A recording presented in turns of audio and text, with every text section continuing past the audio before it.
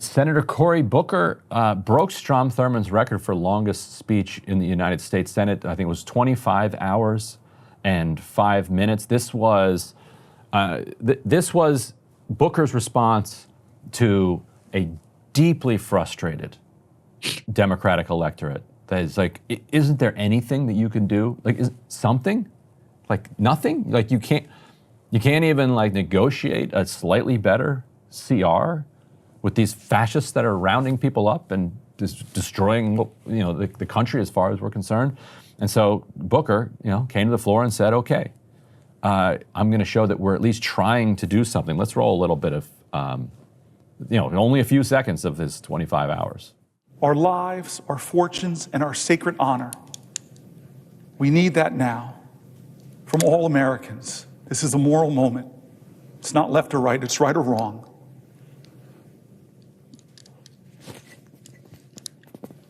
Let's get in good trouble.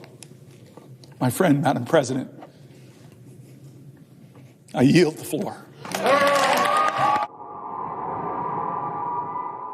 Put up the next element on the screen. So this is, it says Cory Booker's officially delivered the longest Senate speech. That's Strom Thurmond in his earlier years, actually, because he died at like 101 or something like that. Yeah, he was old.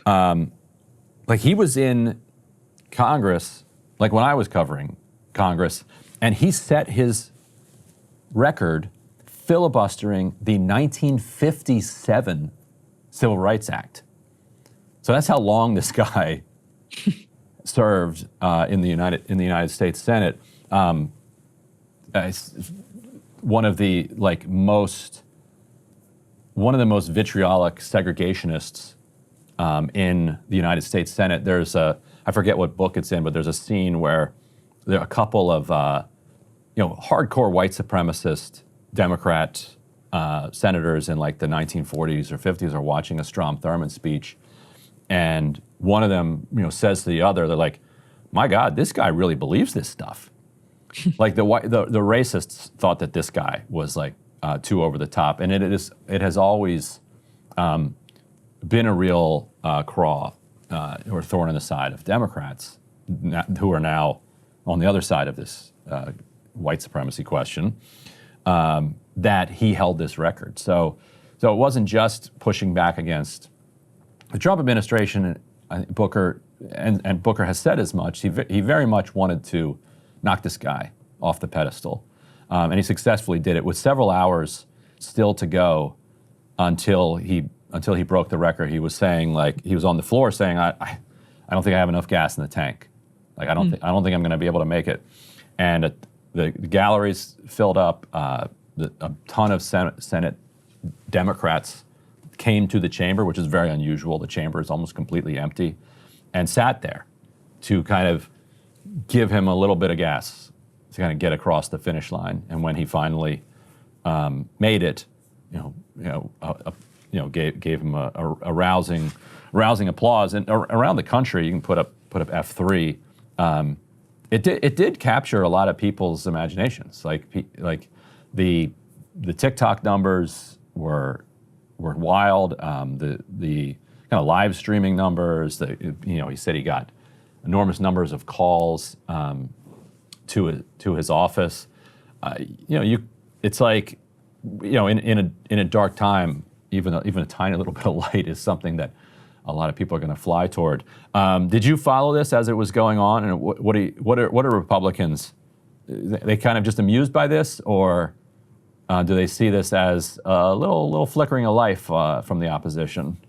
Well, I mean, the point you just made about when you're in a period of darkness, even a tiny little bit of light can bolster your spirits. I think that the little bit of light here was very, very tiny in substance. It's unfortunate that for Democrats like Cory Booker wasn't filibustering something, I think, more substantive. This was a huge boost in the Tea Party years for Ted Cruz. I think Rand Paul at one point too. Rand Paul was on drones. Right.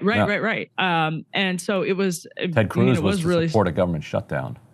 Yes, and there was the green eggs and ham breeding that was much derided at the time. But that's where I want to go with Booker. Actually, is like I just find him rhetorically insufferable, and I don't think his tone is like generally lands. It might land with the Democratic base, but the clip even that we just played of him ending the filibuster, a feat, no doubt, like an impressive feat at that. But it just. Especially because it's not organized around a substantive like policy, what's the right word? A goal, right? Like there wasn't a thought. He wasn't blocking X or shutting down Y. So I just, it's a lot. But at the same time, those numbers that we just showed are really significant. There's an F4. This is just the voicemail numbers. We put this up on the screen. The voicemail numbers, which sounds silly, but Booker's team just told MSNBC they've gotten 14,000 voicemails from people supporting Cory's filibuster and sharing their stories, and another 280 million people have liked his speech on TikTok alone. So even when these stunts feel insufferable, they, in this case, I think this one is as tempted as I was to like dismiss it and laugh at it and roll my eyes. He designed it in a way that actually, from TikTok in particular, but also on other platforms, I think was a real shot in the arm for Democrats who are looking to rally a very disillusioned base. The base is more disillusioned than it was in 2017 and 2018 because Trump came back and won again after all of their best efforts to stop him. So I think, that's it works with the base, and that's what really matters right now heading into a midterm cycle.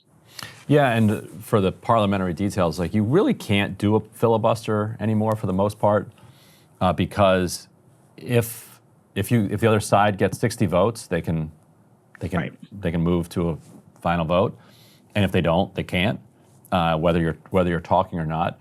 And so this was just kind of an open session where he just kind of grabbed the floor, and what you can still do in the Senate that you can't do in the House. Like you wouldn't be able to do this in the House. In the House, you get a minute, you get 5 minutes, you get an hour, like whatever you get, and when that's up, you're done.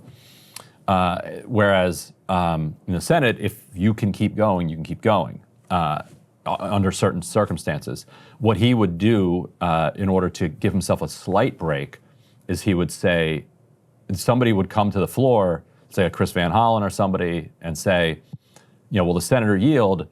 And he would say, I yield to the senator for a question, but I'm holding on to the floor. And so he would yield to another Democrat who would then ask him like a fairly long-winded question, which would allow him to at least give his voice a break. But he wasn't allowed to leave, wasn't allowed to sit down, so he'd kind of just be shuffling from one foot to the other, leaning over. We had Manu Raju from CNN answer the question that everybody's wondering, which is, how did he not go to the bathroom for 25 hours? And according to Booker, this was not some secret diaper that he brought onto the floor, that he stopped eating on Friday and he stopped drinking about 12 to 24 hours before going onto the floor. So he kind of emptied his body out ahead of time. So he went on there, which is smart for the purpose of not having to go to the bathroom. It would also make the stamina much more difficult, to be able to stand there for 25 hours. How long a speech you think you would give on the Senate floor? I mean, this is an impossible question because I would never want to be giving a speech on the Senate floor. What's your answer, Ryan?